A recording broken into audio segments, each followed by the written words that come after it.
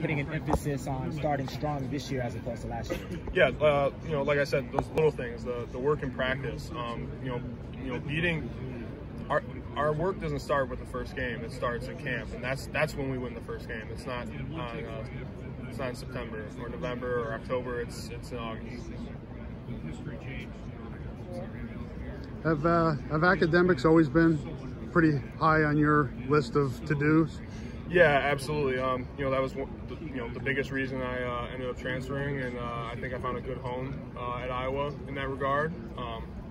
Now, at this point, I've graduated with my master's, so I'm not really too focused on it. I know I need to stay eligible and all those things, and I want to get something out of it if I'm going to be in the classroom. But right now, it's mostly football in my mind. What are you doing academically now that you've got the master's done? Mostly I'm just continuing to study Russian as a language, and then just taking a couple classes that interest me. Do you feel like that gives you more time to focus on football? Yeah, absolutely. And how does that kind of, I guess, translate over into the field? Have you noticed that you're able to? I mean, obviously this spring we had spring ball, but that's not so time demanding as it is just work. Really during the fall, it's when you have like 4 classes, and then you have practice in the morning, and then you have film, and that kind of drains on you. And now I think it's going to give me a little more time to watch some more film, to, you know, even if it's just recovery time, like that's all important, especially as the season grinds on you. So what do you want to do when you're done with football, with all this education? Man, that's a really tough question. I'm hoping to work in the State Department or something involved in government, but that's really kind of open to me right now. I'm not quite sure. As a player on the defense, are there any particular offenses that you find will be the most challenging this year to face? In terms of schools or like type of offenses? In terms of schools and types of offenses, yeah. I mean, I think it's always tough to. It's good for from our perspective because we practice against our own offense, but all those like any kind of team that still runs like a pro style smash mouth type of football is kind of tough just because we're always practicing for spread teams. So it's really good that we get to practice against our own offense. When you play the Wisconsins of the world, you have to be able to play that brand of football, and I think it's really good for us that we get to practice against it every day. What do you think you need to focus on to get that first win? I know obviously the first game is probably the first one on your mind. Mm-hmm. Yeah, just taking every practice as they come. Try not to count down the days to the game, but you need to make sure you're prepared for that. So just getting the most out of every practice.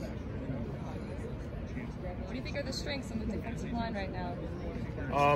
I think the strengths is everyone is selfless. Everyone is ready to play their role. Everyone is ready to do what's necessary. There's no prima donnas. There's no selfishness. So I think that's really going to pay dividends. How do you create that kind of cohesion? I know that's super important on the line.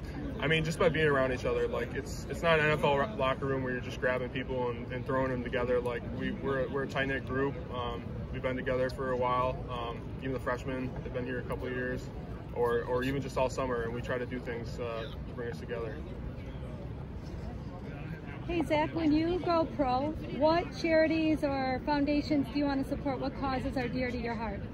Oh wow, so that's tough. I would say definitely the Iowa Children's Hospital. That's definitely something that, you know, obviously as players we have a connection to. That's something near and dear to my heart. One of your teammates said the same thing. Thank you. Yeah.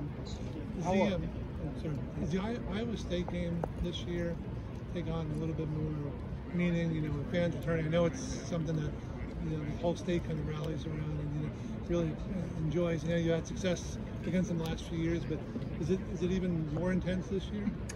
Yeah, I think there's obviously going to be a lot of energy just around college football in general with fans returning, and that's already a pretty energetic kind of environment. So I know that going into the game in 2019, that's a tough place to play, and I think it'll be pretty rowdy come September. Is it, you know, with their high ranking and everything like that, does it just give you guys a little bit extra motivation? Yeah, I mean, they're always a good team. They always play us close, and I think that's something that we can expect. We can expect them to play as hard, and if they're ranked higher, then that just means they deserve even a little more respect. How would you describe the growth that you guys have had since the end of spring, and can you really see actually having a spring? Can you see the benefits now now that you're a couple months out. Yeah, absolutely. With having a kind of a younger group, a lot of these guys, they didn't get a spring ball their first year, and then they didn't get a good continuous off-season or camp last year either. So this spring ball has really made a lot of difference for them. They get to learn the defense as opposed to like learning someone else's defense on scout team. So that's really paid off. I mean, the difference between practice 1 and practice 15 was crazy. How would you describe Yahweh Black? We haven't been able to see him, in either spring practice. How would you describe Yahweh in the middle? Yeah, YA is he's a huge guy.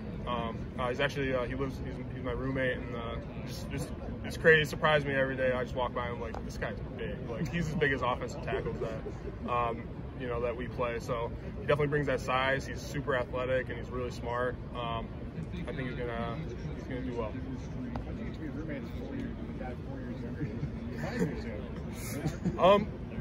Just guy needs a place to live, and in my position group, we're pretty close that way. So. Someone like move out and like you have a spot? Yeah, that too. I mean, we just had an open room, so that works out that way. What, have you ever had Tyler Linderbaum, one of his like crazy get a hold of you with bulldog blocks where he just takes manhandles a guy? Or yeah, I'm not usually out in the inside too much. I don't think I've gotten the worst of it. Who has gotten the worst of it? Oh, jeez. I mean, yeah, some of the freshmen that had to come in, especially with some injuries, they, it's a pretty steep learning curve. You don't have to name them, but what happens when someone faces Tyler Linderbaum? Yeah, I mean, the thing about Tyler, he's just so quick. So especially with our zone blocking scheme, he gets around people, and before you know it, you reach and the ball's outside of you, and you have no way to get there. So you see that a lot. I noticed, is it Deontay Craig? Mm-hmm. Yeah, moved up kind of on the roster. What have you seen from him this season? Yeah, guys like Deontay, guys like Ethan Herkett, they've both been working really hard. Just like I said for the D tackle, it's we don't have that clear depth chart, and we do now, because I think they've done really well. They made really good strides over the over spring ball, and like I said, the improvement from from practice 1 to practice 15 was dramatic. Thinking about your journey coming from D2, moving up here, and now you're sitting here at media days a couple of years later. I mean, just how would you describe even your own growth over the past couple of years? Because it seems you've already gotten the respect of Kirk and your teammates, and again, transferring in as after graduating, now you're one of the 3 representatives at media day. Yeah, so just from a personal development standpoint, I think the last couple of years have been about growing as a leader, and I'm glad to have that opportunity in the D-line room, because I think that's really the chance you have to make the most impact on guys. Because at a certain point you realize it's not all about you; it's about the team, and it's about who can I help along, who can I make an impact on. Because there's people that made an impact on me, and it's certainly made me a better person and a player.